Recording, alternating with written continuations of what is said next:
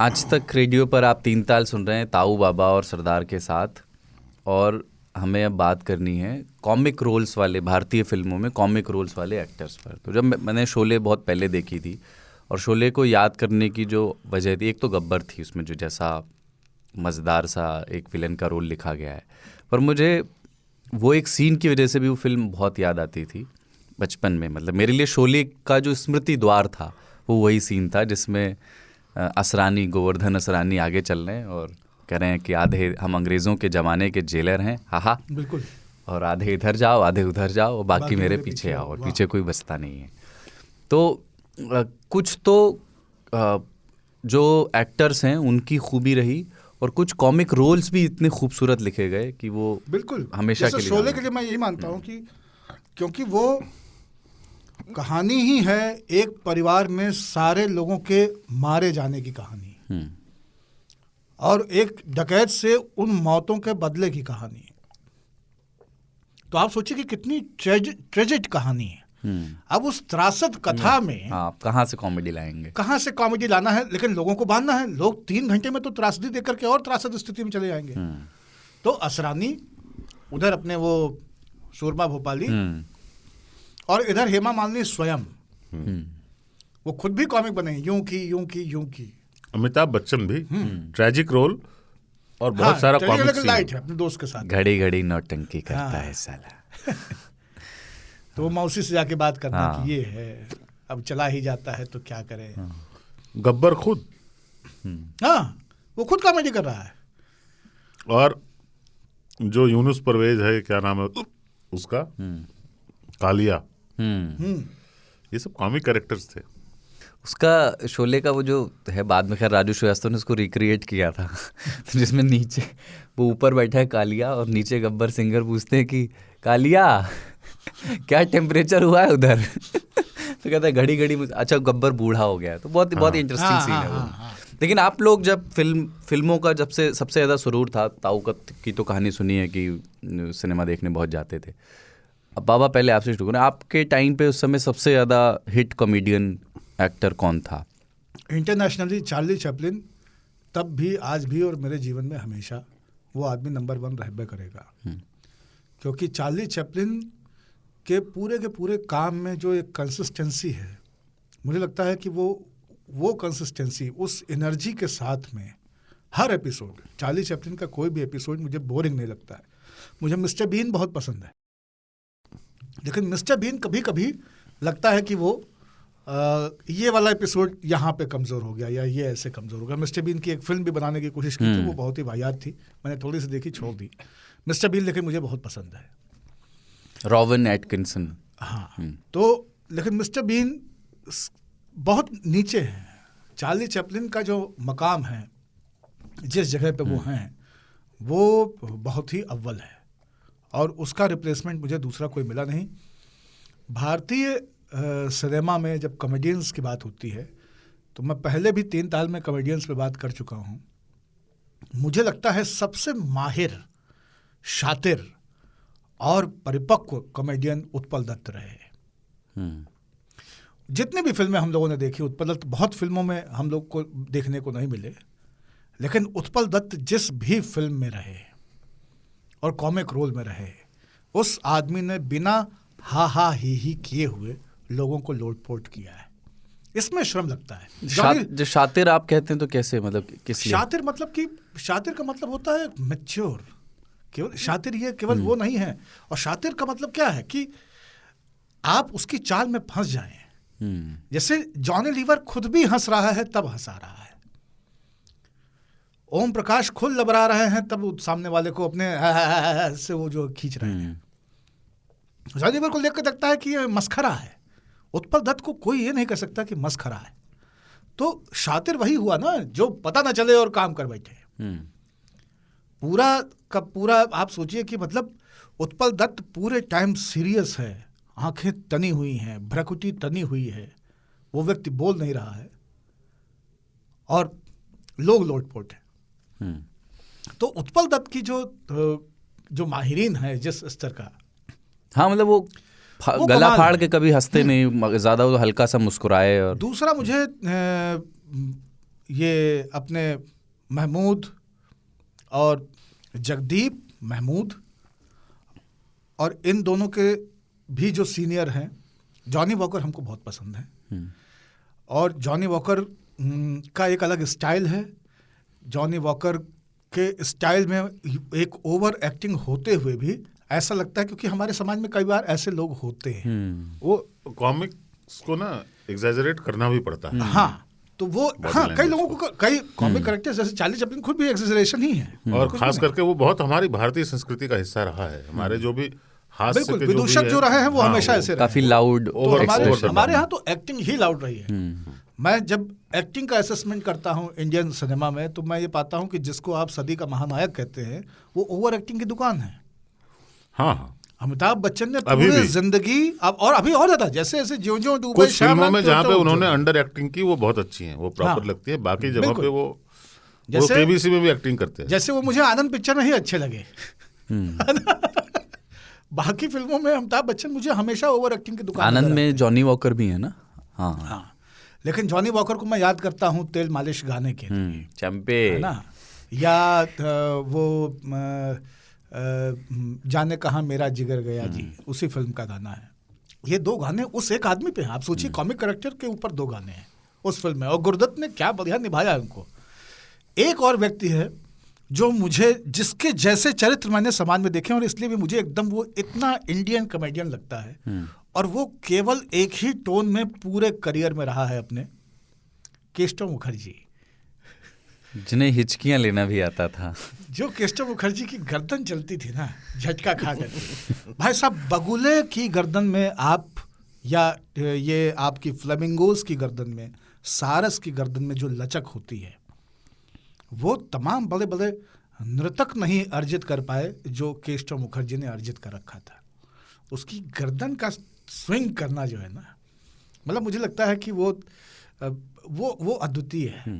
और फिर एक ही टोन में उसने, मतलब मैं जब भी केशव मुखर्जी को देखता था तो उनके लीवर के बारे में सोचता था। नहीं, मतलब इनके बारे में तो बाय द वे सुना है कि वो शराब पीते नहीं थे सिर्फ। हाँ, ऐसा कहा जाता है। हाँ, अब उसकी कोई तस्दीक हो नहीं पीते पाई। हाँ, बिना पिए हाँ, तो एक हरवंश राय शराबी का बच्चन और अभिनय केशव करना। मुखर्जी दोनों के लिए कहा जाता है कि ये नॉन शराबी एलिमेंट रहे।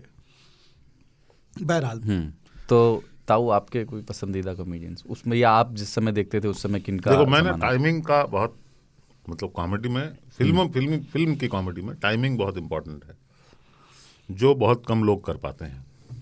एक नाम मैं बस जोड़ दूं, हाँ। कि एक ऐसा व्यक्ति जो हरफन मौला था बॉलीवुड में, और कॉमेडी भी बहुत अच्छे से भरत लेता था।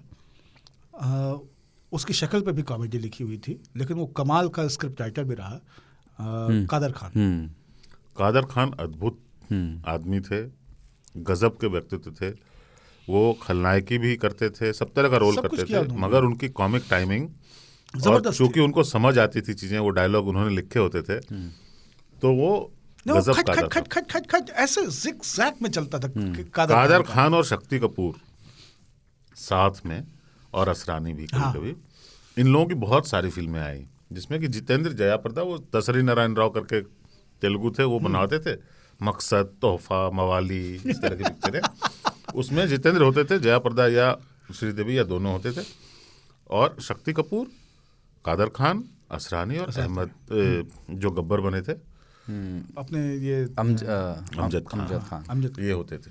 और इनकी कॉमिक टाइमिंग इन सब की बहुत ज़बरदस्त थी, और मैं उनका फ़ैन था। मैं मुकरी का बहुत फ़ैन था, वो उनके चेहरे पे कॉमेडियन लिखा हुआ था।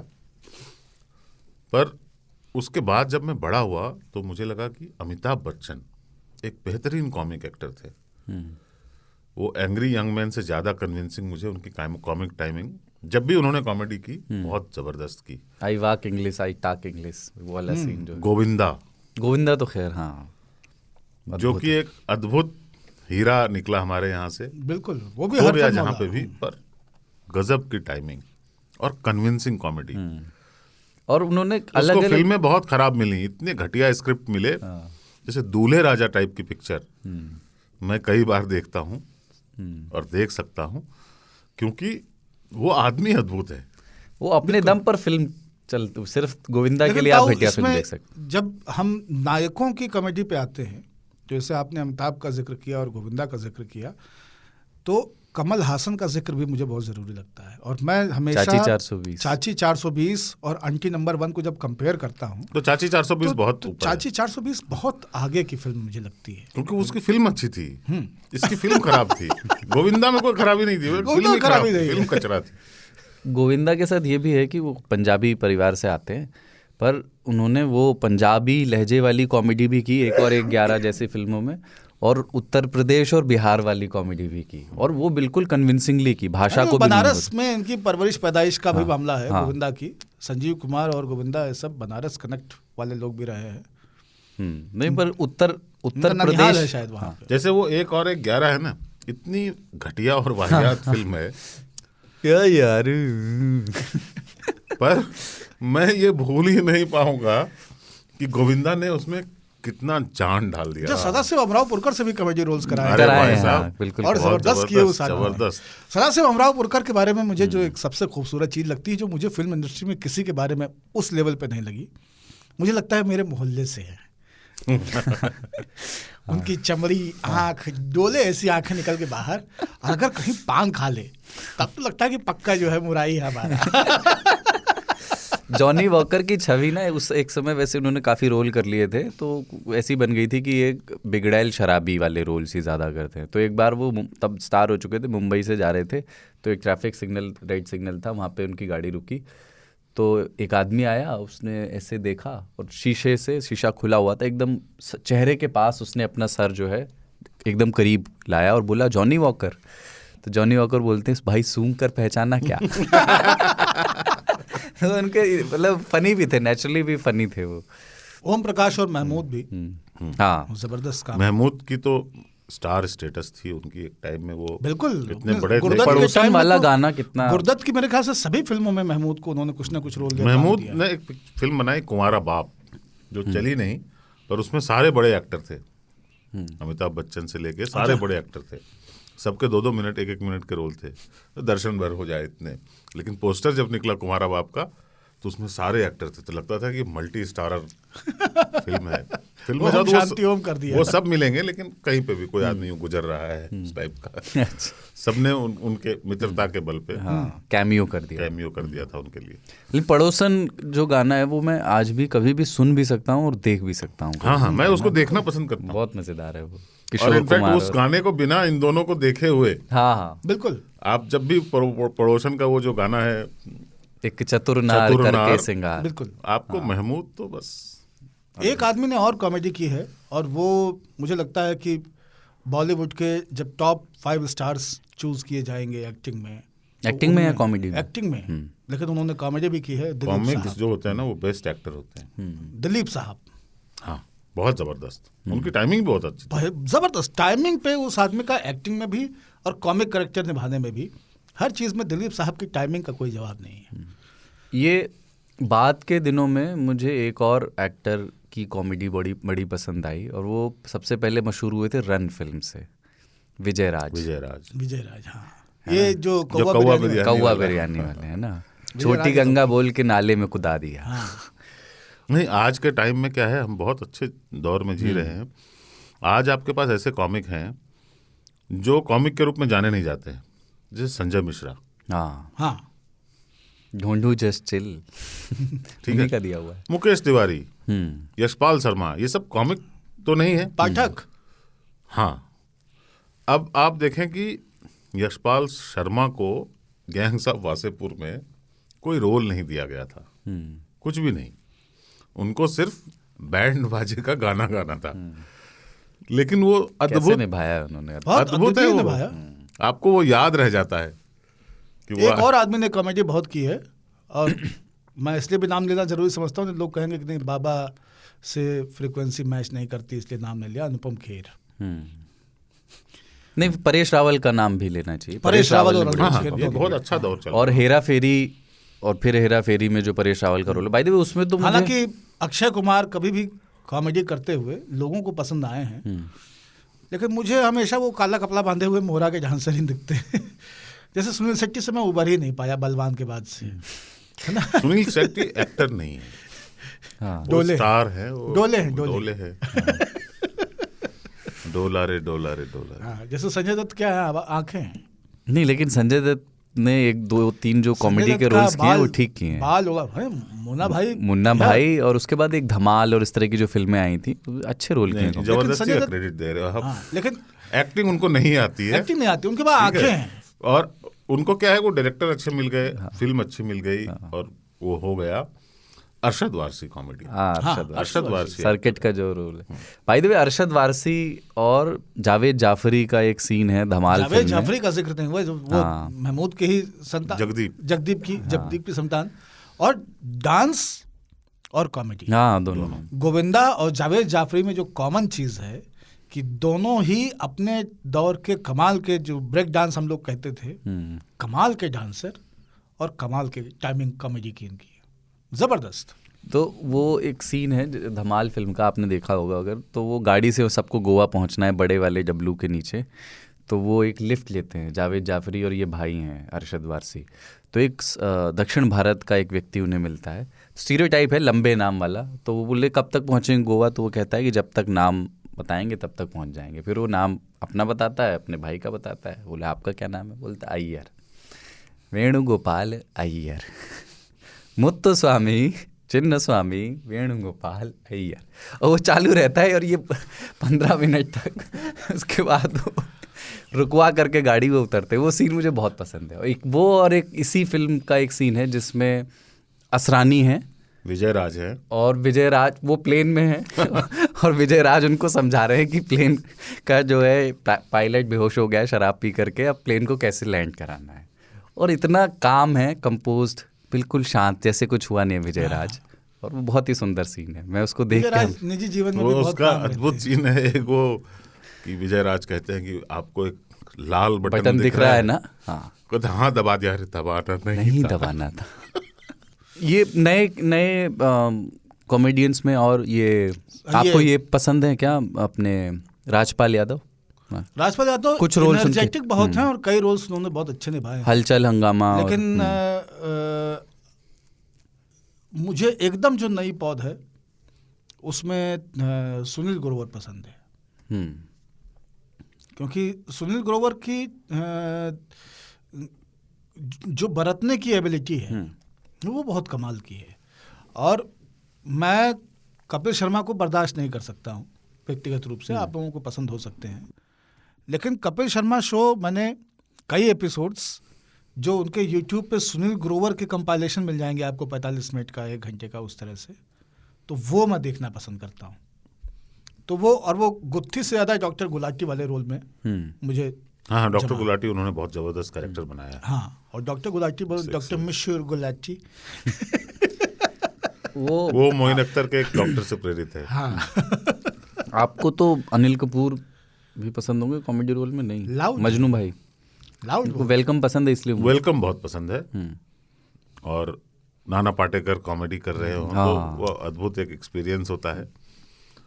अनिल कपूर बहुत अच्छे एक्टर नहीं है, लाउड बहुत है उनके फिल्म बाल अच्छी है। और उनके, सवाल है कि फिल्म का डायरेक्टर और फिल्म कैसी है, इस पे भी डिपेंड करता है। नसीरुद्दीन शाह ने कॉमेडी की है कुछ एक हाँ, फिल्मों की है। वो तिरछी चोपी वाले, वेलकम जो रिटर्न है, हाँ, दूसरा उसमें भी, वेलकम, हाँ, उसमें भी है वो। और इश्किया में भी है, डेल इश्किया में भी है, तो वहाँ पे भी कुछ कुछ वो लतीफेबाजी कर, दोनों में कॉमिक रोल ही है उनका। बमन ईरानी, बोमन ईरानी मुझे एक बहुत मैच्योर एक्टर के तौर पे मैं उनको देखता हूँ, और इसलिए मैं कह रहा हूँ कि मुन्ना भाई का जो पहले सबसे पहली जो मुन्ना भाई बोमन है, ईरानी तो की वही जबरदस्त खूबी है किरदार जो उत्पल दत्त वाली है, कि बोमन का चेहरा बहुत सीरियस है और वो हंसाते बहुत है। तो बोमन को, मतलब वो उत्पल दत्त वाली चीज़ जो है ना, मैं अभी भी इन सबको कॉमेडियन नहीं मानता। हाँ, ये कॉमेडियन ये है लोग नहीं, एक्टर अच्छे हैं, एक्टर अच्छे हैं और बरत comedian लेते होते हैं। अच्छा कॉमिक टाइमिंग जिसकी हो वो अच्छे एक्टर होते हैं। और उनका जिक्र नहीं करेंगे तो मज़ा नहीं आएगा, रज्जाक खान। अरे उस्तरा, मेरा नाम है बाबू हटेला, फैयाज टक्कर पहलवान, फैयाज टक्कर, हाँ, टक्कर पहलवान, अरे अद्भुत थे वो। नहीं रहे वो, हाँ, शायद नहीं, पिछले साल नहीं ही, रहे, हाँ, इसी साल हाँ। उनका देहावसान। हाँ, अभी हाल इसी कोविड के मौसम में गए हैं।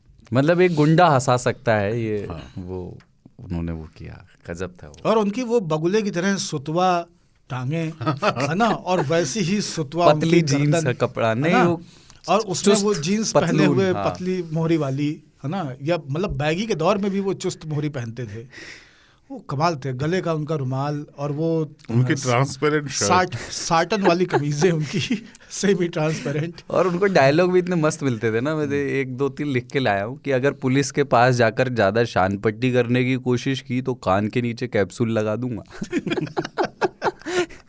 और ये कैप्सूल है, बहुत मौलिक है, वाह। अब ये आई थिंक दूल्हे राजा या कोई है जिसमें वो फैयाज टक्कर बने हैं। हाँ वो जिसमें ये कहते हैं, क्या फोड़ना है बोल। अब ये ढक्कन फोन के अंदर मैं तेरे को घुस के ऐसा गाली दूंगा ना कि अक्खे टेलीफोन एक्सचेंज में अंगार लग जाएगी। कौन लिखता, मुझे ये कादर खान टाइप की लिखावट खान है का ना, है ना? उन्हीं की होगी। हाँ। ये सब खुराफात का, इसलिए मैं कह रहा हूँ कि कादर खान का नाम लेना जबरदस्त, बहुत जरूरी था। वो डायलॉग्स में भी उन्होंने ऐसा लिखा है ना, अद्भुत है वो। कादर खान एक अच्छा काम करके गए। जब वो काम करना बंद कर दिया उन्होंने, तो दुनिया भर में वो गालिब लेके गए। हाँ, और पाकिस्तान में तो खास तौर पर उन्होंने बहुत, और वो प्रोग्राम्स खड़े किए। होके 2 गजलों पे 3 घंटे बोल सकते थे। एक शेर पे 15-20 मिनट तशरीह कर सकते थे। बहुत बेहतरीन, उर्दू अदब के बहुत बड़े बिल्कुल माहिरीन, जानकार। और वो और दिखता भी था डायलॉग्स पे बहुत भी। स्कॉलरली काम करके वो फारिग हुए, दुनिया से गए, रुखसत हुए। हाँ, उनकी आखिरी तस्वीरें बड़ी, वो तब शायद व्हील चेयर वगैरह पे चलने हाँ। लगे थे। हाँ, सभी आ जाते हैं व्हील चेयर पे, क्या वो क्या हम क्या आप सब। लेकिन एक चीज़ है कि जैसे हमने सब बातें की, पर कॉमिक रोल्स चाहे लिखे नहीं गए उस तरह से, या इसी वजह से उभर के नहीं आए अभिनेता, महिलाएं बहुत कम मिलेंगी आपको। टुनटुन वगैरह हैं, 2-4 नाम हैं जो आप गिन सकते हैं, पर कॉमिक टुनटुन रोल्स है, महिला बुआ हैं जो बनारस वाली, अपनी क्या नाम था उनका, लीना मिश्रा। हाँ लीना मिश्रा जी, तो वो फिर ये हतंगड़ी, इन्होंने भी बहुत सारे कॉमिक रोल किए हैं। टुनटुन थी ही, और अरुणा ईरानी करती थी बहुत सारे कॉमिक रोल्स। हाँ, पर एक्चुअली क्या हुआ कि वो हमारी और फिल्म रेखा इंडस्ट्री में श्री- महिलाओं के लिए रोल हाँ। बहुत कम, थे और एक ही तरह के थे ज़्यादा। मतलब हीरोइन भी होती थी तो सिर्फ इसलिए होती थी कि वो थोड़ा 1-2 डांस हो जाएगा और वो सब हो दूसरा जाएगा। क्या है कि कहानी जो है मर्दों आपकी, के आपकी घूमती नाट्य थी। परंपरा की चेतना में महिलाओं को मस्खरा कभी बनाया नहीं गया। वही है। तो उससे निकलने में इतनी दिक्कत हुई। आप ये देखिए कि रेखा ने, श्रीदेवी ने, इन सब ने भी कॉमिक रोल करने की कोशिश की, उनके करैक्टर उस तरह से गढ़े गए, लेकिन वो लाउडनेस में दब के ख़त्म हो गए, क्योंकि वो हो नहीं पाया जिस तरह से हो सकता था, हुआ चाहता था। ताऊ भी जब कॉमेडियंस की बात कर रहे होते हैं, दुनिया भर के स्टैंड अप कॉमेडियंस की भी, तो उस फहरिस्त में महिलाएं हैं नहीं, कम है, हाँ, रेयरली कम है। मतलब ताऊ ने जब नाम गिनाए, पिछली बार हम लोग बात कर रहे थे वर्ल्ड कॉमेडियंस के, उसमें मोस्टली मेरे ख्याल से सब महिलाएं ही थी। हाँ, उसमें मेरी भी गलती अंग्रेजों के हो नाम से सकता पता है, नहीं चलता है, लेकिन क्योंकि मैं महिलाओं को उतना सुना नहीं। 2-4 हैं बहुत गजब की कॉमेडियंस, अभी कुछ लड़कियां कर रही हैं, कम ही है। अभी कुछ लड़कियां स्टैंड अप कॉमेडी में हैं इस तरह की, लेकिन उसमें अभी भी मुझे वो ऐसा मसाला दिखा नहीं है कि जिनको देख के मैं कहूँ कि हाँ ये जो है बहुत मुकम्मल कॉमेडी के। हाँ, एक एमी हिसाब शुमर से। के लिए आपको 10 पुरुष मिल जाएंगे जो वही कर रहे हैं। बिल्कुल, तो वो 1:10 का रेशियो टाइप चल रहा है अभी। एक वो नहीं है, एक नैनेट जिनका शो है, हैना गैट्सबी, देखा है आपने? हाँ, वो भी वो बड़ा मशहूर, उनके 2 आ गए हैं वर्जन, 2 सीजन आ गए हैं उसके। पर ये जो एक्टर्स हैं, जो हमारे स्टार्स हैं, एक्टर्स नहीं कहने चाहिए, स्टार्स जो हैं, जिन्होंने जब कॉमेडी में हाथ आजमाने की कोशिश की, तो उनसे ज़्यादातर बहुत सारे लोग फेल भी हुए, कुछ सफल भी हुए। तो उसमें सबसे बड़े फेलियर्स जो मुझे लगते हैं वो हैं शाहरुख खान, सैफ अली खान। कॉमेडी में कभी भी नहीं जचे मुझे, ऐसा है। हाँ, क्योंकि वो डिफरेंशिएट बहुत ने, जैसे ऐसा तो चेन्नई नहीं कह सकते एक्सप्रेस और जैसे- इस तरह की चीज़ें की उन्होंने कॉमेडी में, लेकिन वो कभी मैच अब जैसे सैफ अली खान जब बॉलीवुड में दाखिल हुए, तो वो सीरियस या मतलब हीरो के रोल में भी मतलब लगता था कि ये मजाक कॉमेडियन टाइप का उनका जो कैरिकेचर दिमाग में Wow! बना, हाँ, ये करते हे, तो जो हे से शुरू हुई ना उनकी एक्टिंग, उसमें कभी भी लोग उनको गंभीरता, तो फिर जब उनको असल में कहा गया ना कि तुमको हे करना है, तो या शाहरुख खान जो करते रहे, वो उस के चक्कर में फिर वो एक्टिंग हुई नहीं। और ये भी होता है ना, अगर एक एक्टर की इमेज इतनी बड़ी हो जाए तो फिर उसको इमेज को ब्रेक करना, जो खुद की क्रिएट की होती है और उनकी एसेट होती है, वो हर एसेट एक लाइबिलिटी होती है ना। हाँ, आपके घर पास बनाओगे तो घर की रखवाली करनी अगर पड़ेगी। आपके पास 5 किलो सोना है तो वो लाइबिलिटी है आज के दिन में, है ना। तो उस हिसाब से शाहरुख खान हो या अक्षय कुमार हो या इन सब के का जो इमेज है, उस ट्रैप से निकलना, उसको तोड़ के बाहर आना, वो कर सकते हैं कि नहीं मैं तोड़ देता हूँ, मैं चेन्नई एक्सप्रेस बनाऊंगा, मैं थोड़ी कॉमेडी करूंगा, ए चिन्नम्मा ऐसे करूंगा। दर्शक नहीं तोड़ पाता है। कभी कभी ऑडियंस को लगता है यार ये मेरा शाहरुख नहीं है। हाँ, और शाहरुख का मामला यही है ना कि शाहरुख बलवान के सुनील शेट्टी कभी नहीं बने। शाहरुख का चरित्र पॉपुलर होने के पीछे की सबसे बड़ी वजह यह है कि शाहरुख भी हमारे मोहल्ले के लड़के जैसा रहा, हल्के से चबी गाल थे, आजकल तो सूख गए हैं, है ना। मजाक भी कर रहा है, उसकी धोती भी खुल जा रही है, लेकिन वो जब फाइट कर रहा है तो ज़बरदस्त फाइट भी कर रहा है। तो वो अपने आप में कंप्लीट पैकेज था। जब आपने ये कह दिया ना कि हम केवल तुम्हारे इस पूरे पैकेज में से केवल इतना खोल के दिखाएंगे, बाकी ढक देंगे, तो वो चला नहीं। सबसे बड़ी बात एक और है कि शाहरुख खान को 57 साल की उम्र में पठान करना पड़ रहा है। ये वो रियलाइजेशन है कि मैं क्या कर सकता हूँ। बिल्कुल 57 की उम्र में लगभग सारे एक्टर्स पिता का रोल करने लगे थे, हीरो के पिता का रोल, पर वो शाहरुख तो कर लेगा। वो आदमी एक्सपेरिमेंट करने वाला है। डर यह है कि ऑडियंस एक्सेप्ट नहीं करेगी, इसलिए अभी वो उनको वो सब करना पड़ रहा है। वो देखते हैं कब तक चलता है। अभी किसी भी एक्टर अजय कभी देवगन मरता का भी मुझे कॉमेडी जब उन्होंने की एक दो, ये गोलमाल और ये नहीं एक्टर नहीं है।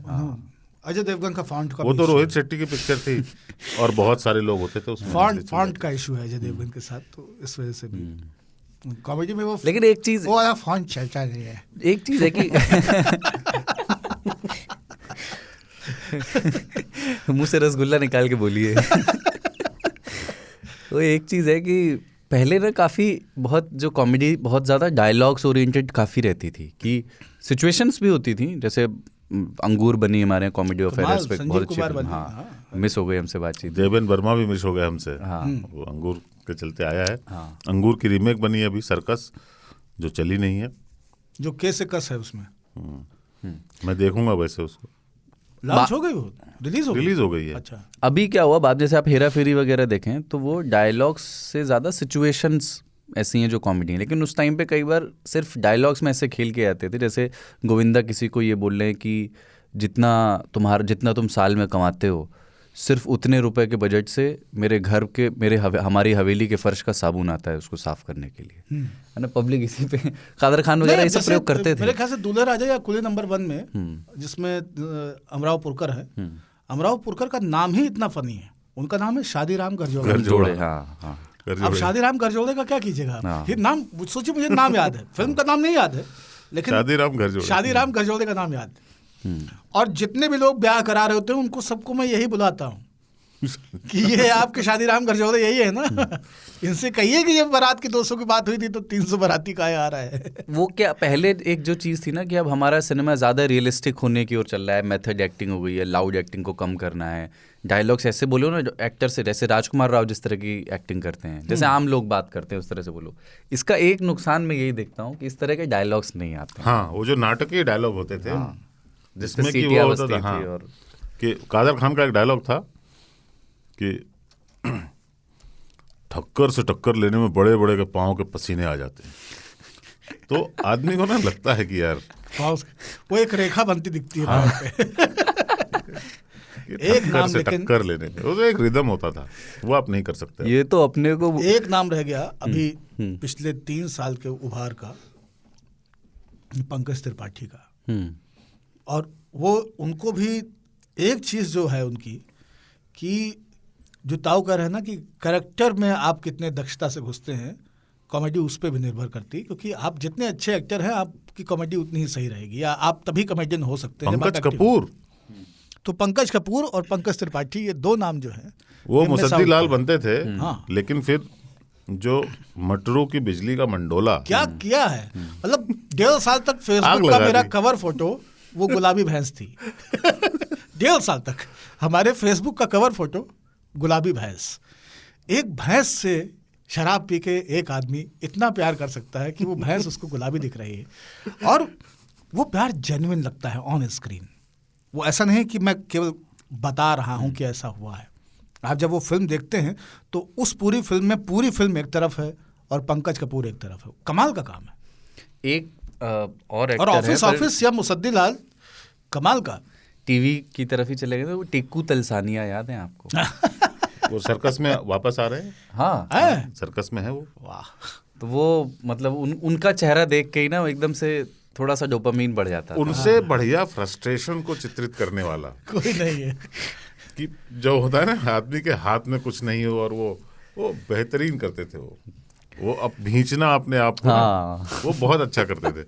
मैं हमेशा याद रखूंगा अंदाज अपना अपना में। वो पुलिस थाने में है जहाँ पे कि इनको पकड़ के लाया गया है, सलमान और आमिर खान को, क्योंकि ये लड़ाई कर रहे थे रवीना टंडन के लिए, भगदड़ में वहाँ पे मारपीट करते थे, उनको पकड़ के लाया गया है।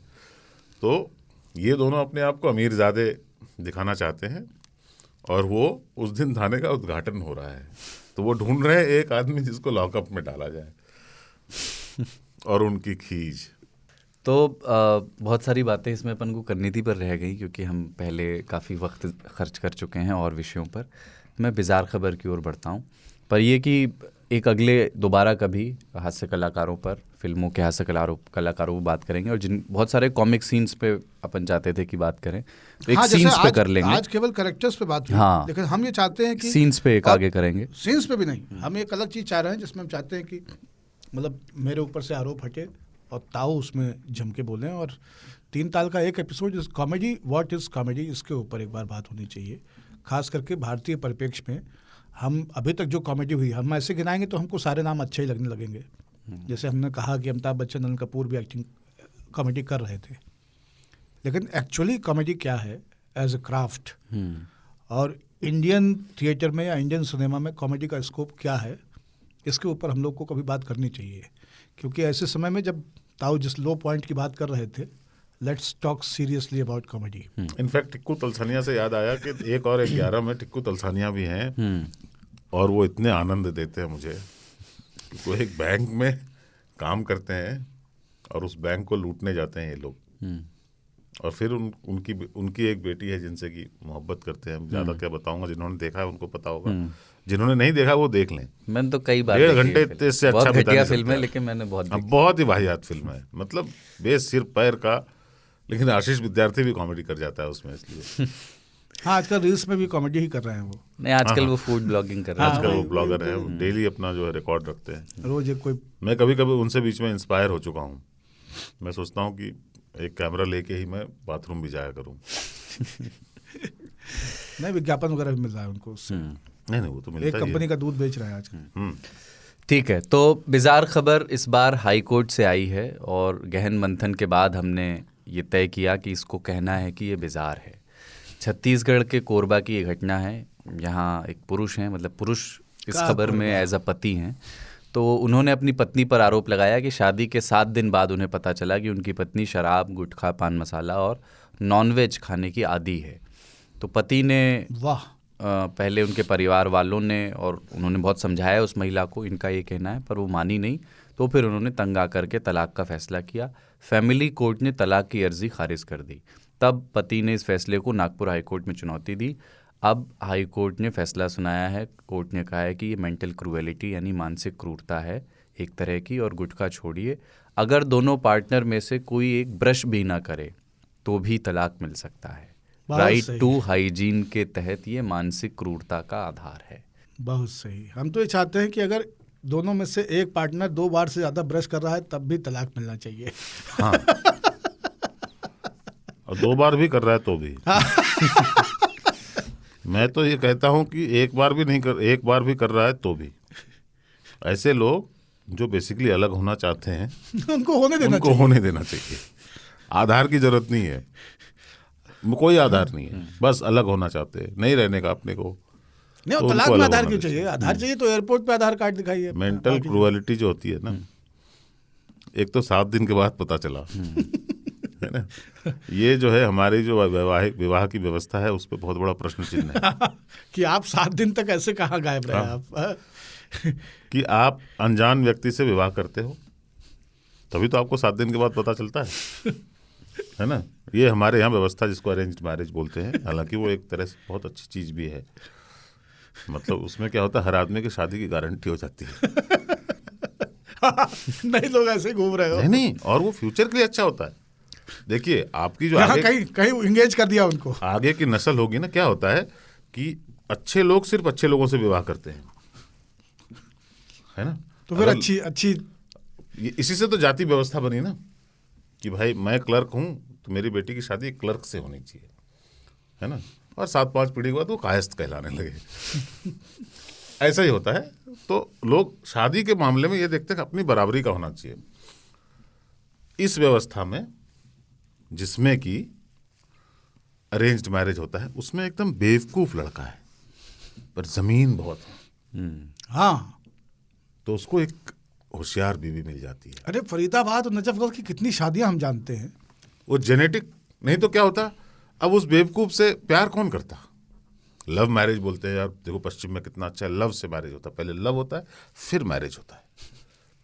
अपने यहाँ क्या है, इसलिए इतने टुटेले घूम रहे हैं वेस्ट में। हाँ, तो वहां पे क्या होता है कि वो गिरता जाता है उनका व्हाइट ट्रैश, एक व्हाइट ट्रैश बनता जाता है, एक बहुत इंटेलिजेंट हाईली एजुकेटेड रिच भी, एक हमारे यहाँ क्या है बैलेंस बन जाता है। IIM की पढ़ी हुई लड़की 5 फार्म हाउस वाले नजफगढ़ के किसान के बेटे को ब्याह दिया। हाँ, बहुत सुंदर लड़का है, IAS बन गया, ठीक है, बहुत सुंदर लड़का IAS बन गया, इंटेलिजेंट भी है। अब वो क्या करेगा, वो कहेगा मैं भी किसी IAS से शादी करूंगा, ये करूंगा, वह सुंदर ही होनी चाहिए। विवाह व्यवस्था क्या बोलती है कि भाई साहब ठाकुर साहब की लड़की मैट्रिक पास नहीं की से तो क्या वो 3 करोड़ दे रहे हैं तत्काल, ठीक है, और इकलौती है बाद में सारा संपत्ति तुम्हारा, उसका भी हो जाता, साढ़े उसकी भी 6 शादी हो जाती है। वो दिन भर बैठी रहती, उसको कोई वैसा ही मिलता जैसी थी वो, उसको IAS ऑफिसर सुंदर और इंटेलिजेंट मिल जाता है। खराब जेनेटिक, नेक्स्ट पीढ़ी में खराब जीन नहीं होगा, मिक्स होता रहता है ना। एक अच्छाई होगी, बुराई क्या है? Mixture. I like the way you think. अब इसमें बुराई क्या है? बुराई यही है, पता ही नहीं है कि वो गुटखा खाती है, ठीक है। अब तलाक की नौबत आ गई। जब अगर पहले से लव होता तो वो पहले ही देख लेता, रजनीगंधा खाती हो, अरे रजनीगंधा हम लोग थोड़े अफोर्ड कर पाएंगे, शिखर क्यों नहीं खाती? तो शिखर वाला शिखर से, रजनीगंधा वाला रजनीगंधा से, इस तो फिर वो बेटा अरेंज मैरिज का ही प्रॉब्लम है, जिसमें कहते हैं इनको आता ही नहीं, इनको पता ही नहीं, इनसे होता ही नहीं। तो प्यार भी अच्छी चीज है और ये सब भी अच्छी चीजें हैं, पर जिनको अलग होना है ना, हाँ, बिना UIDAI के, बिना आधार के, जिनको उनको इतना अलग ये बंदा फिर से शादी करना चाहता होगा, बिल्कुल, ठीक है, ये फिर मरेगा। इसकी किस्मत ही ऐसी है। ये नहीं कि उसको ये बोले कि यार तुमको कौन सा पीती हो, है ना, कम कर दो, अच्छा वाला दे देंगे, नहीं बंधन। नॉनवेज को लेकर के बड़ा वो है, जैसे आमतौर पे घरों में क्या होता है कि पत्नियां बाद में खाती हैं, तो जो बचा खुचा होता है उसमें अच्छा पीस नहीं मिलता है। हाँ, और हाँ, ये बात तो है, और तो वो खुद ही दे देती हैं। हाँ, अच्छा नल्ली निकाल के उधर दे देंगे। हाँ, तो अगर वो कर रही हैं ऐसा कि नॉनवेज खा रही हैं पहले हल्के, तो अब तो बहुत ही अच्छा है, और घुली हुई अच्छी बोटियां महिला अपनी थाली में लेंगी, और अच्छे पीस सब निकाल के चाप के नल्ली के सब कटोरियों में।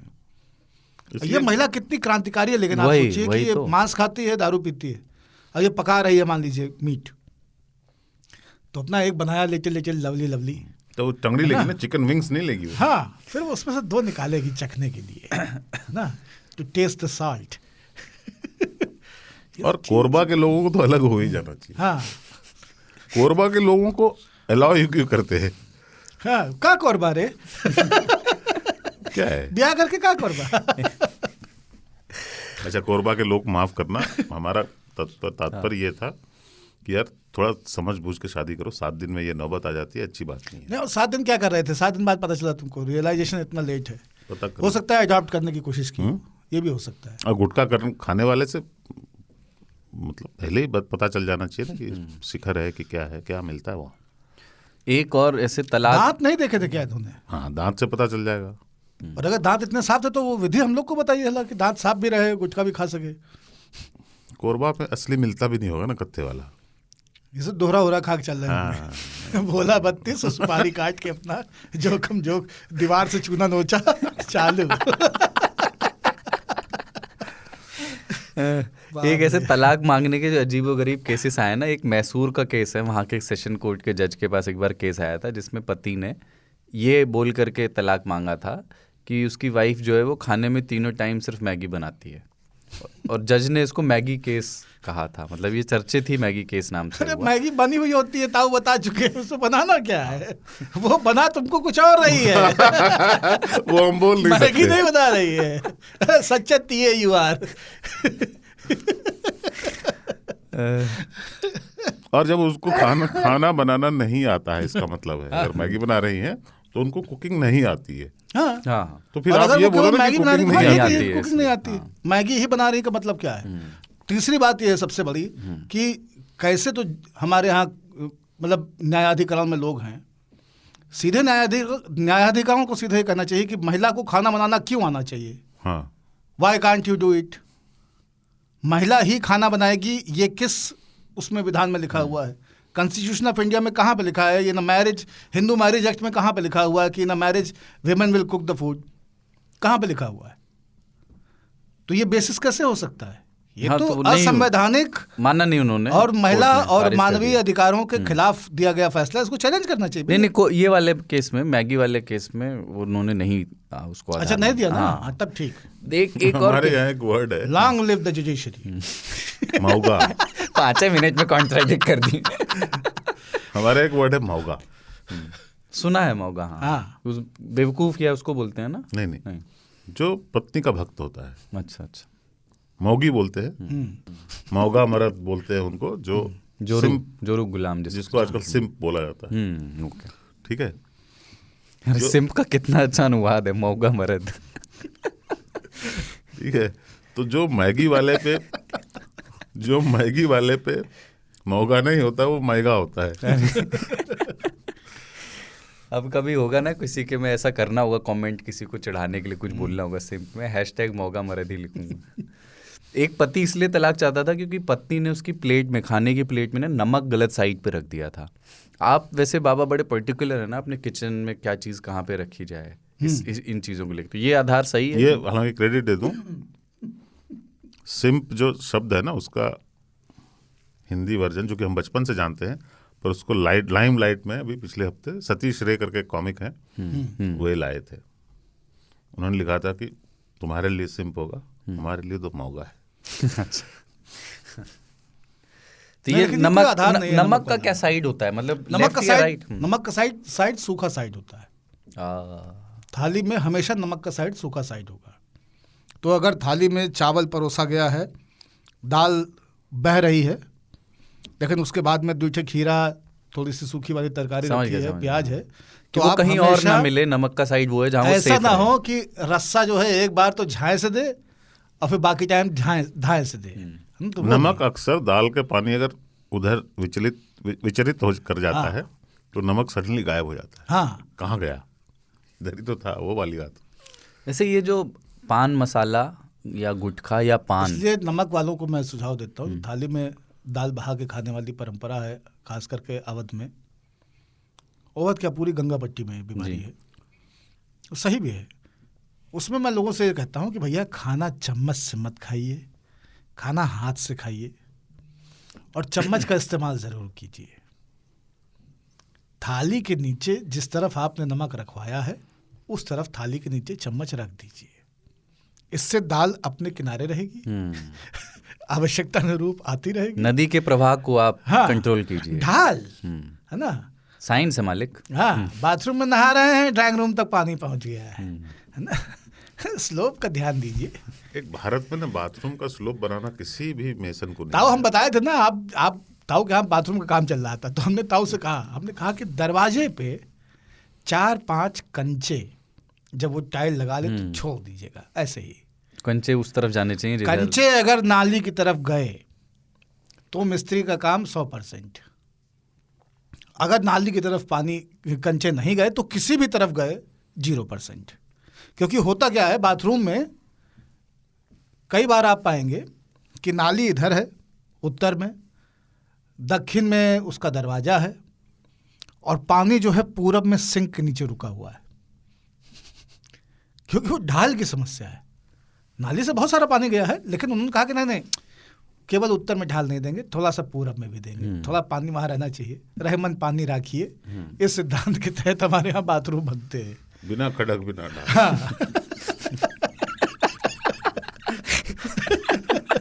साबिर मिस्त्री ने कर लिया कमाल। साबिर मिस्त्री से कर दिया कमाल। ठीक है, वैसे ये वाला है कि आप लोग पहले सुन चुके हैं, लेकिन फिर भी आप ट्राई कर सकते हैं अपने बाथरूम में, बताइएगा कि आपके यहाँ ठीक है कि नहीं। कि अच्छे बाथरूम में किसी भी कोने से छोड़ा गया कांच की जो ये कंचा है वो नाली तक पहुँचेगा, यही उसकी तस्दीक है। और भारत में 99.9 पर जितना डिटॉल में जर्म मरता है, उतने बाथरूमों में वो ढाल सही नहीं होता है। ये तो है। चलिए अब चिट्ठियों की ओर बढ़ते हैं। न्योता वाले श्रोता जिन 3 तालियों ने चिट्ठियां लिखी वो मैं पढ़ता हूँ। पिछली बार जहाँ से ख़त्म किया था वहीं से शुरू कर रहे हैं। आदर्श त्रिपाठी, सीधी ज़िला मध्य प्रदेश, जिनको दिसंबर की चिट्ठी ऑफ द मंथ हमने घोषित की थी पिछली बार। तो इन्होंने लिखा है, ताऊ बाबा और सरदार को मेरा प्रणाम। नोट ये लिखा है कि क्रिसमस की छुट्टियों के कारण प्राचार्य महोदय से मिलना नहीं हो पाया, जिस कारण उनका वर्णन इस पत्र में नहीं है। फिर आगे लिखा है कि 3 ताल के 115वें एपिसोड के अंत में जो बर्लिन की दीवार गिरी थी, उसका परिणाम वास्तव में बहुत ही सुखद और रोचक रहा। हुआ ये कि रविवार की सुबह मैं अपनी अर्थशास्त्र की पुस्तक खोलकर एक तरफ कांग्रेस के LPG, लिबरलाइजेशन, प्राइवेटाइजेशन, ग्लोबलाइजेशन के बारे में पढ़ रहा था, और दूसरी तरफ BJP के LPG ब्रैकेट में जो 1077 रुपये की हो गई है के बारे में सोच रहा था। फिर मैं किताब वाली अर्थव्यवस्था को छोड़कर भविष्य में किस प्रकार अर्थ की व्यवस्था करेंगे ये सोचने लगा, और कुछ समय बाद में सरकार की तरह अर्थव्यवस्था को छोड़ राजनीति शास्त्र में आ गया। पर मेरा मन अभी भटक ही रहा था। क्रिसमस का दिन था, तो इस कारण मेरा तथाकथित हिंदू मन जाग उठा और अंततः मैं राजनीति शास्त्र से कूदकर धर्मशास्त्र में आ गया। इसी बीच मेरे खास मित्र तरंग पाठक जी का फोन आया। नाम बड़ा सुंदर है, तरंग पाठक। उन्होंने उतावले भरे लहजे में कहा, भाई साहब बर्लिन की दीवार गिर गई। मैंने कहा, हाँ वो तो कब की गिरी है? उन्होंने कहा, नहीं इस बार आपने गिराया है। वो हर कथन को उसी प्रकार गोल गोल घुमा रहे थे जैसे कोई हलवाई गर्म तेल में मैदे के अर्ध मिश्रण को गोल गोल घुमाकर जलेबी का आकार देता है। अंततः उन्होंने जलेबी नुमा व्यक्तित्व को मीठी चाशनी में डालते हुए बोला, कोई चिट्ठी लिखे थे 3 ताल को। बस इतना सुनते ही मैं समझ गया कि ये विज्ञान प्रेमी आज राजनीतिक दरवाजे पर क्यों दस्तक दे रहे हैं। आगे उन्होंने कहा कि लगता है आपने 3 ताल का 115वां एपिसोड नहीं सुना, उसमें आपकी चिट्ठी पर चर्चा हुई है। मैंने उत्सुकता से पूछा, क्या मेरी चिट्ठी भी शामिल हुई है?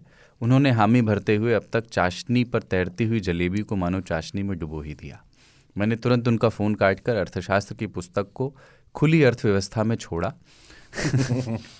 और मैं अपनी उस यांत्रिक संरचना को खोजने लगा जिसकी सहायता से ताऊ बाबा और सरदार की 1 रुपये की बात मुझ तक 1 रुपये में ही पहुंचती है, रास्ते में वो 15 पैसे की नहीं हो जाती, यानी कि मेरे ईयरफोन्स।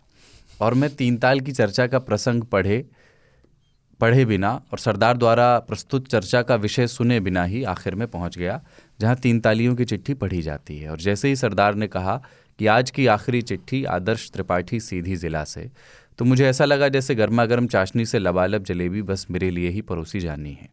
और मैं चिट्ठी पर ताऊ और बाबा की प्रतिक्रिया का आत्म अवलोकन उसी प्रकार करने लगा जैसे कोई भूखा व्यक्ति स्वादिष्ट जलेबियों को देखकर स्वाद अवलोकन करता होगा। अंत में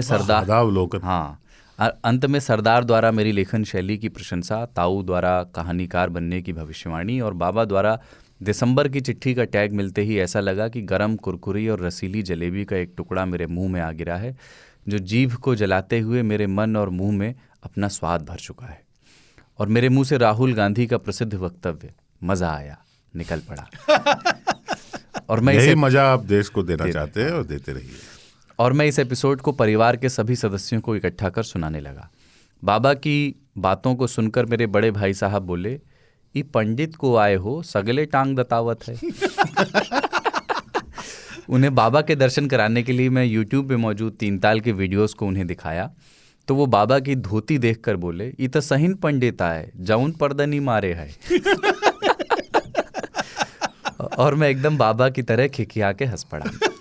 मेरी माताजी ने मुझसे आग्रह किया कि ये पिताजी को भी भेज दो। मज़े की बात ये थी कि आज तक मैं पिताजी को आधार कार्ड की फ़ोटो, दवाइयों की पर्चियाँ और कुछ ज़रूरी कागज़ों के अलावा कुछ नहीं भेजा था। पर पहली बार कुछ भेजने की इच्छा या कहें तो साहस हुआ, और साथ ही आस पड़ोस रिश्तेदारों में भी इस एपिसोड को जलेबी की तरह बांटा गया। जिसने भी इसका भोग किया रह रहकर पूछता ही है कि ये जलेबी कहाँ मिलेगी और हलवाई कौन है। तो मैं मन में मुस्की मारते हुए उत्तर देता हूँ, स्पॉटिफाई पर मिलती है और हलवाई 3 हैं, ताऊ, बाबा और सरदार। नहीं, ये कुलदीप मिष्ठान भंडार है, राकेश भोजनालय नहीं है।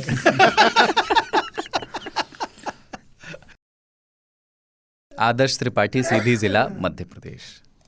बढ़िया भाई, आप जैसे चिट्ठियों का एक ओपनिंग और क्लोजिंग में एक जो शाम में जोड़ते हैं ना, वो मज़ेदार होता है। एक ताना जो आप जोड़ते हो वो बहुत बढ़िया है। इनका सब कुछ, दोनों पत्र जो है ना, वो बिने हुए पत्र हैं, जिसमें आपको पता होता है कि आपने एक जगह से फंदा लगा करके शुरू किया और आखिर तक आप फंदे तक आते हैं।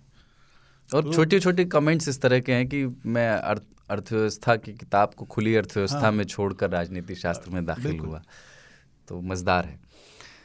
अगली चिट्ठी है यशवंत की, गोरखपुर उत्तर प्रदेश से। ताऊ, बाबा, सरदार और सभी 3 तालियों को नमस्कार। मेरा 3 ताल से यूट्यूब पर पहला साक्षात्कार हुआ था। उस एपिसोड में गोपालगंज के 2 बैलों से जुड़ी एक बेजार खबर पर चर्चा हुई थी। बिजार खबर पर। तब से मैं जियो सावन पर नियमित 3 ताल सुनता हूँ। समय मिलने पर पीछे के भी एपिसोड सुन पाता हूँ और कुछ समय के लिए खुद को टाइम ट्रैवलर टाइप फील कराता हूँ। आज गोधूली की तफरी के बाद जब कमरे पर पहुँचा तो खाना बनाने की तैयारी के साथ 3 ताल लगाकर रख दिया। संजोग से इस बार हमारा फेवरेट टॉपिक चल रहा था और इधर हम भी वही काम कर रहे थे, क्योंकि हमारे रसोई में लौकी डालकर अरहर, चना, मसूर की दाल और प्याज, मिर्च और नमक के सहारे भुना हुआ चिवड़ा तैयार होने जा रहा था। अगर माँ को पता लग जाए कि उनके लड़के का डिनर चिवड़ा और दाल है तो फिर कितनी बातें सुनने को मिल जाएंगी मुझे। इसका ठीक ठीक अंदाज़ा वही लगा सकता है जिसने इस दुख को झेला हो। लेकिन अच्छा है कि माँ ने 3 ताल सुनना अभी शुरू नहीं किया है। मैं खाने, नहाने, पढ़ने जाने आदि सवालों का जवाब हूँ हाँ में देता हूँ। वैसे खाने के मामले में मैं बाबा जैसा हूँ और फूड एक्सपेरिमेंट को लेकर मेरा विचार भी आप लोगों जैसा ही है कि कोई भी प्रयोग स्वास्थ्यवर्धक और तर्कपूर्ण हो। बाकी तो इंडिया है, चलता है टाइप का मामला है। आप लोगों ने कई ग्रामीण प्रयोगों की बात की और सुनकर मेरे मुंह में पानी आ गया। कुछ प्रयोग हमारे भी हैं। स्कूल के दिनों में छुपकर कागज़ जलाकर अंडे की भुर्जी के साथ मैगी बनाना, जो उस समय मजबूरी में पसंद था परंतु अब नहीं है। चिकन जब पूरी तरह भुन जाए तो पानी डालने से पहले कच्चे अंडे का घोल डालकर थोड़ी देर और भुनने के बाद गर्म पानी डालने के से कमाल की तरी तैयार होती है। एक प्रयोग तो ऊपर बता चुके हैं। हमारे एक भाई साहब हैं, कभी कभी रात में जब उनको भूख लगती है तो रोटी के साथ नमक, चीनी, अचार और पानी का घोल बनाकर काम चला लेते हैं। प्रयोगों में एक नवीन प्रयोग पिछले दिनों हमारी रसोई में और तैयार हुआ। हमने दूध में मक्के की सत्तू का लपसी तैयार किया। अमूमन आटे का बनता है और वो कमाल का लगा, स्वादिष्ट भी है, पौष्टिक भी है। ऐसे कई और प्रयोग हैं। बहुत लंबा पत्र नहीं करूँगा। हाँ, सैनिटेशन पर अगले साल तक एक छंद तैयार करके भेजने की कोशिश करूँगा। बाकी सब ठीक ठाक है, सब जिंदाबाद है। जय हो। जय हो। यशवंत, गोरखपुर उत्तर प्रदेश। ये मतलब यशवंत और हमारे जैसे लोगों की ट्राइब जो है बढ़ती रहे। क्योंकि जब बचपन में ऐड देखते हैं ना, मैं Complan boy, I am Complan girl, तो मुझे लगता था आई एम लपसी बॉय। नहीं, वो मक्की का बहुत बढ़िया लपसी बनता है। अरे बढ़िया बनाया दूध के साथ। एक चीज मैं उस दिन बताना भूल गया था और वो बहुत बेसिक रहा है खाने में। उस दिन उसका जिक्र रह गया था, अभी इन्होंने छेड़ दिया है कि गर्मियों में या ऐसे सामान्य दिनों में भी एक कटोरी में थोड़ी सी चीनी ले करके उस चीनी में इतना पानी कि वो चीनी भीग जाए, द्रवीभूत ना हो, केवल वो चीनी भीग जाए, उससे रोटी खाई हम लोगों ने और बहुत मजा देती है। मैंने चीनी और मलाई खाई है। मैंने रोटी में सिर्फ चीनी भी खाई है और रोटी में ये मलाई और चीनी। हाँ, ये तो सारी चीजें हैं। ये तो मक्खन चीनी, मलाई चीनी सब होता रहा है। लेकिन गीली चीनी कटोरी में लेकर के और उसको सब्जी की तरह ठेल करके फिर वो कौरा बना करके वो जो क्रंच के साथ में रोटी जाती है, क्योंकि आटे में एक अपना ऑब्वियस सॉल्ट होता है। आप गेहूं की रोटी खाओगे तो उसमें एक नमक स्वतः होता है अपना खुद का, मिठास और नमक दोनों। अगली चिट्ठी कुछ कह रहे थे? नहीं। अगली चिट्ठी अली हैदर की है, प्रतापगढ़ उत्तर प्रदेश से। खुशामदीद ताऊ बाबा और सरदार, हम आपके वो श्रोता हैं जो पहले एपिसोड से लेकर 115वें एपिसोड तक, जिसे हमने अपने कानों से दिल और दिमाग तक उतारा, लेकिन ख़त के लिए लफ्ज़ इतने इकट्ठे नहीं हो पा रहे थे कि उनको पिरो करके ख़त तैयार हो सके। आज जाकर मेरी समझ से वो मुकम्मल हो पाया है। ये ख़त शायद लंबा भी हो सकता है, उसके लिए माजरत चाहते हैं। 3 ताल पिछले 1 बरस से मेरी ज़िंदगी का हिस्सा रहा है और इसका नशा अब अपने पूरे उरूज तक आ पहुंचा है। आप तीनों का इसके लिए तहे दिल से शुक्रिया कि आपने मेरी ज़िंदगी के 1 बरस में इतना ज्ञान, समझने की सलाहियत, ज़िंदगी और अध्यात्म और न जाने कितने मुद्दों पर मेरी व्यक्तिगत समझ को संवारा है। खपरे पे चलने का ज्ञान से लेकर शौचालय के उचित इस्तेमाल तक इसमें शामिल हैं। वैसे हम व्यक्तिगत तौर पर बाबा के मुरीद हैं क्योंकि वो हमारे पड़ोसी हैं, लेकिन आप दोनों भी कुछ कम नहीं हैं। ताऊ का किसी भी मुद्दे पर डीप ज्ञान और सरदार भाई का डार्क ह्यूमर, हम इसके बहुत कायल हैं। आप लोगों से बस यही इल्तिजा है कि ये कारवां यूं ही चलते रहना चाहिए और हम लोग इस कारवां के राही बनकर आप तीनों के पीछे जय हो का नारा लगाते चलते रहेंगे। धन्यवाद। अली हैदर, बाबा के पड़ोसी ज़िले प्रतापगढ़ से, वर्क फ्रॉम होम का आनंद लेता एक कीबोर्ड को पीटता हुआ थका मजदूर जिसे दुनिया इंजीनियर बोलती है। हमरे पड़ोसी यहाँ हो, हम सुल्तानपुर के ही। भैया अकेले में बैठ के कीबोर्ड को ठोक रहे हैं, कहाँ से है ये नहीं बताए। यही चलाते हैं दुनिया को आजकल। ये सब जो हम लोग ये सब कर रहे हैं, हाँ, 3 ताल भी चलने के पीछे, चाहे वो वर्क फ्रॉम होम से हो, वर्क फ्रॉम ऑफिस से हो, भैया वर्क फ्रॉम रोम से हो या वर्क फ्रॉम होम से हो, चला अब बाकी सारे इंजीनियर गए। ये जो आपका तस्करा है, जो आपकी चिट्ठी है, वो तासीर और तसव्वुर से एकदम दुरुस्त है, बेहतरीन है। और मुझे नहीं लगता कि आप पहले क्यों इस संकोच में थे कि आप ख़त किताबत नहीं करेंगे। आपको लिखना चाहिए था, लेकिन आप देर लगी आने में, तुमको शुक्र है लेकिन आए तो। जब हम रिकॉर्ड कर रहे हैं आज, वाकई शुक्र है। वाह। मिस्टर इनएविटेबल अगली चिट्ठी है। वाह। सूडोनेम से ही लिखते हैं। ये छपरा के रहने वाले हैं, बिहार के, और ठिकाना इनका जामिया मिलिया इस्लामिया है फ़िलहाल। ताऊ बाबा, सरदार और सभी 3 तालियों को जय हो और सलाम। आधे से ज़्यादा दिसंबर भ्रम में निकल गया। 8 दिसंबर से 12 तक मेरा भोपाल में इंटरव्यू था, तो 3-4 दिन एक्स्ट्रा लेकर निकला था क्योंकि घूमना ज़रूरी है। भोपाल स्टेशन पर उतरते ही सामने मस्जिद दिखी और वक्त भी फजर का था, तो अपना फ़र्ज़ अदा हो गया। मस्जिद से निकलते ही गूगल मैप खोला, भाई का ठिकाना 2 किलोमीटर दिखा रहा था, तो हमने कोई गाड़ी लेने के बजाय मॉर्निंग वॉक करना बेहतर समझा और अपना पहिए वाला लगेज को ढुलाते ढुलाते निकल गए गंतव्य की ओर। मैं ओल्ड सिटी की तरफ जा रहा था, तो घर, इमारतें, दुकानें पुरानी लगी मुझे। कई दफ़े ये लगा कि मैं पुरानी दिल्ली की गलियों में हूँ। आधे दिल्ली वालों के लिए भोपाल जाना इसलिए भी आनंददायक था क्योंकि वहाँ का AQI सिर्फ 135-40 था। भोपाल के हर कॉर्नर पर बन कबाब की दुकान थी और वो भी 10 रुपये में। मैंने सोचा क्या ही खिला रहे होंगे। फिर भाई बोला कि आप खाइए तो, और उसके बाद कितना खा गया 4 दिन में याद नहीं। बन से आगे बढ़ा तो गोलगप्पे से मुलाकात हो गई, वो भी आटे वाले से। ऐसा लगा कि एक्स वापस आ गई ज़िंदगी में। क्या बात है ना, बढ़िया। जिंदगी का मजा खट्टे में है गुरु। इंटरव्यू में कामयाबी नहीं मिली। पिछली बार की तरह अनुभव काफ़ी अच्छा रहा। हालांकि दोस्त अच्छे बने। बताता चलूं कि NCC के कैडेटों का ऑफिसर्स के लिए सिलेक्शन था। मैंने जामिया में भी विविधता देखी और अन्य NCC कैंपों में भी, पर यह बहुत ही अलग था। हर कोई अलग बैकग्राउंड, अलग शहर, अलग कल्चर से आया था। समझ लीजिए कुल 35 लोग 21 राज्यों से थे और मैंने सबके नाम भी याद कर लिए। बगैर फ़ोन के 5 दिन रहकर लगा कि हाँ, 24 घंटे में वाकई 24 घंटे होते हैं और ज़िंदगी से फ़ोन हट जाए तो ज़िंदगी काफ़ी सुकून भरी हो सकती है।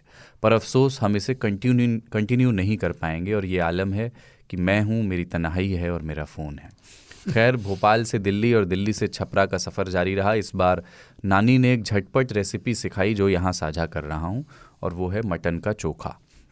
मामा अभी मटन लेकर आए ही थे और नानी कुछ बोटियां निकाल के चूल्हे पर सेकने लगी। हरी मिर्च और लहसुन के साथ। और दूसरी तरफ नानी मेरे लिए खाना भी परोस रही थी मुझसे बात करते हुए।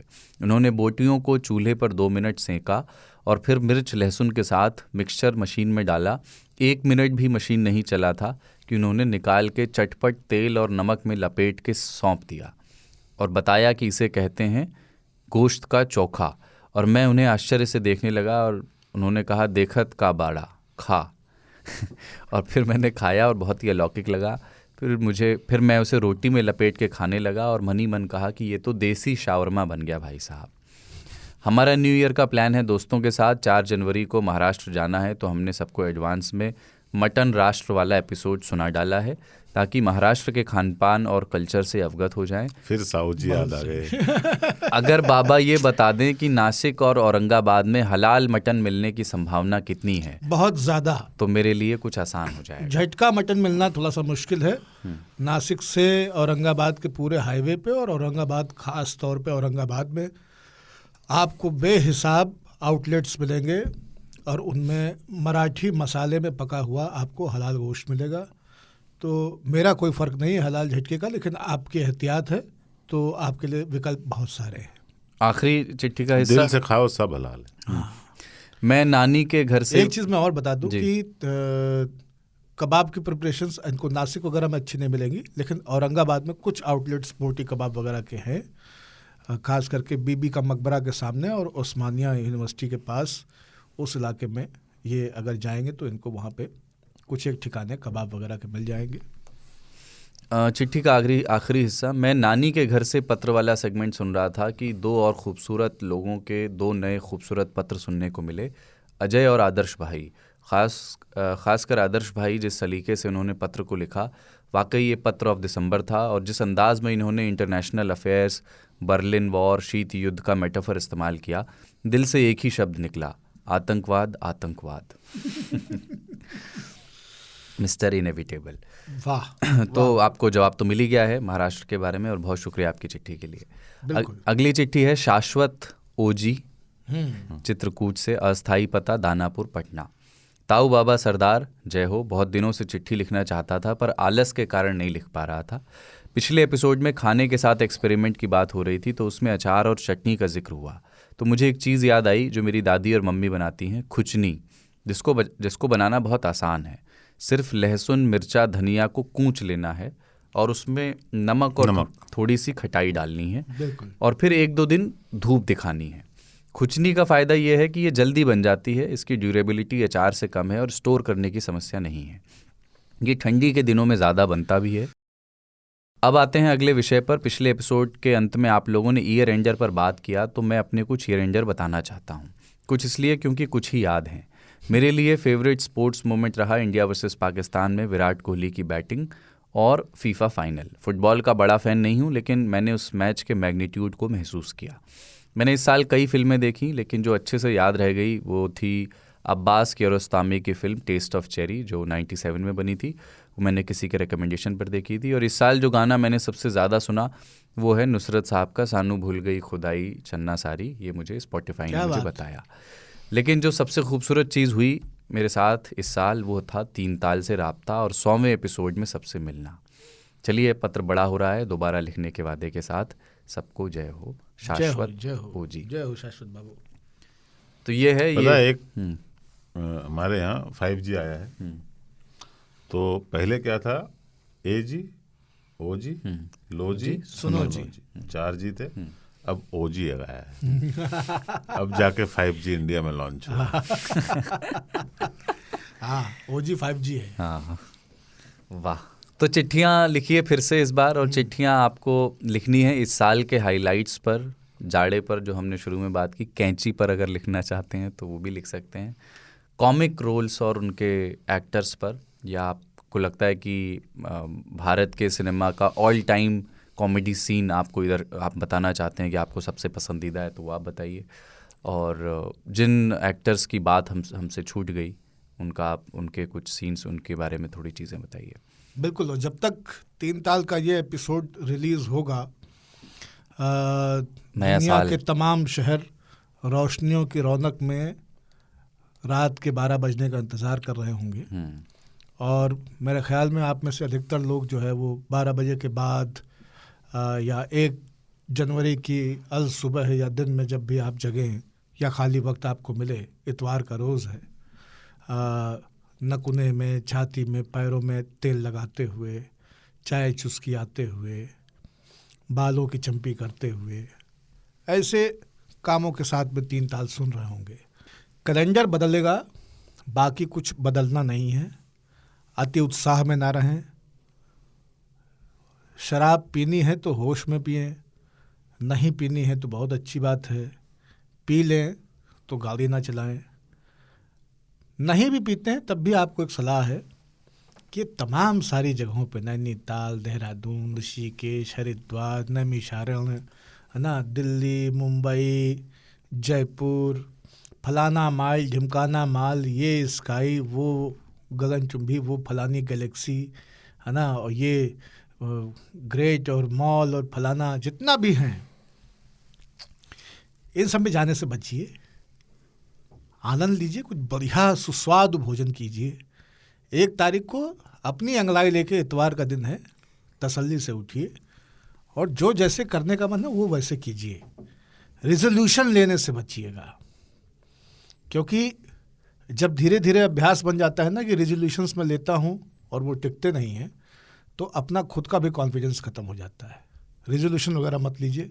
लेना है तो किसी ऑड डे में ले लीजिएगा, 17 जनवरी को ले लीजिएगा। 1 जनवरी को रेजोल्यूशन लेने की कोई ज़रूरत नहीं। 1 जनवरी को कैलेंडर घर का बदलिएगा। लोग जो मुबारकबाद दें उनको दीजिएगा। अननेसेसरी किसी को मुबारकबाद देने की आवश्यकता नहीं है। हाँ, क्योंकि अटा रहता है। व्हाट्सएप पे भेजे गए संदेश अपना मायने खो चुके हैं। अगर नहीं आता है तो मेरा हैप्पी न्यू ईयर होता है। हाँ धीरे धीरे अनहैप्पी होता जाता हूँ। हाँ, सुबह उठते हैं तो हैप्पी रहता है और फिर शाम तक लगता है कि सच है unhappy day, I have to reply. HNY लिखने का भी मन नहीं करता है, ये 3 लेटर्स भी। खैर, तो ये सारी चीज़ें हैं। और जिनके पेट खराब हैं, जिनको वात के विकार हैं, जिनके गले में नज़ला फंसा हुआ है, जिनको साइनस परेशान कर रहा है, जिनके डोले मजबूत हैं, जो रोज़ 7 किलोमीटर भाग सकते हैं, जो 2 घंटे जिम में बिताते हैं, जो 12 रोटी तहा के खाते हैं, ये सारी चीज़ें 31 दिसंबर और 1 जनवरी को वैसी ही रहने वाली हैं। इसलिए बहुत मुगालते और गफलत में ना रहें। अच्छे से स्वागत करें नए साल का, सोबर तरीके से। और तारीख बदले गुरु, आप वहीं रहेंगे। एक लाइन है हमको बड़ी अच्छी लगती है, एक गज़ल की, कि जो डूबना है तो इतने सुकून से डूबो कि आसपास की लहरों को भी पता न लगे। इस आनंद में आप ऐसे डूबें कि छैहट ना हो, किचकिच ना हो, और सब प्रेम से डूब जाएं। दिसंबर भी जा रहा है, तो उस पर ये आपने जो कि जिक्र कर दिया गज़ल का, तो जाते हुए दिसंबर के लिए कि बहुत से गम दिसंबर में नहीं होते, उसे भी जून का गम था पर रोया दिसंबर में। क्या बात, क्या बात। तो जाते हुए दिसंबर को भी सलाम, और नए साल पर नया 117वें एपिसोड के साथ 3 ताल में आपसे मुलाकात होगी। radio@aajtak.com, यहाँ पर आपको चिट्ठियाँ भेजनी है। जय हो, जय हो, जय हो।